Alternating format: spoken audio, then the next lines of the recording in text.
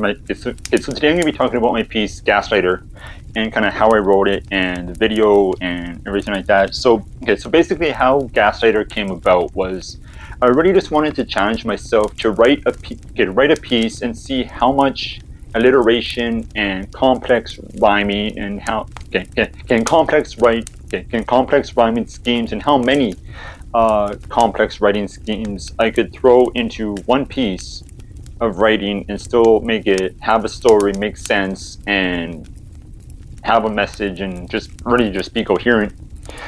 So I think it took me somewhere in the neighborhood of 4.5, maybe 5 hours to write, but that was kind of stretched over, I think 2 or 3 different writing sessions. So it wasn't like one big chunk.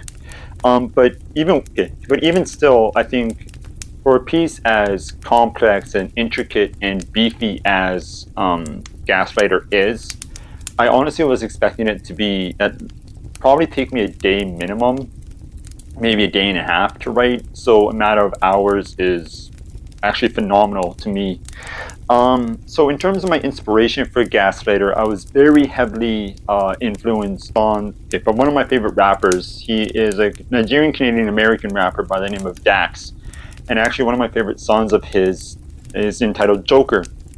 So the reason that song inspired me when I started writing this piece, Gaslighter, was because if you go and listen to the song, which I will have linked down, which I will have linked in the description box down below, as well as my original video for Gaslighter. But if you go and listen to that song by Dax, again, it's called Joker. Right at the beginning, he does this really fast rapping. But he's whispering while he does it, and it's so, I guess, just ear catching and attention grabbing because it's so different and unique that I knew it was something that I had wanted to try, and I just figured with how kind of complex and challenging I wanted Gaslighter to be, why not make it even more challenging, right? Came time to actually shoot the video for Gaslighter. I knew it had to be really dark, and I knew it had to be really dark. I knew I wanted to try and kind of create that sense of being trapped.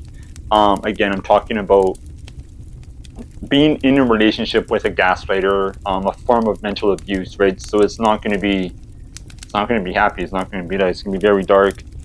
But so that said, I also knew the video was going to have to be very, very simple and that's because the prose, the writing is so intricate and it is so complex that if I added a bunch of effects and background music and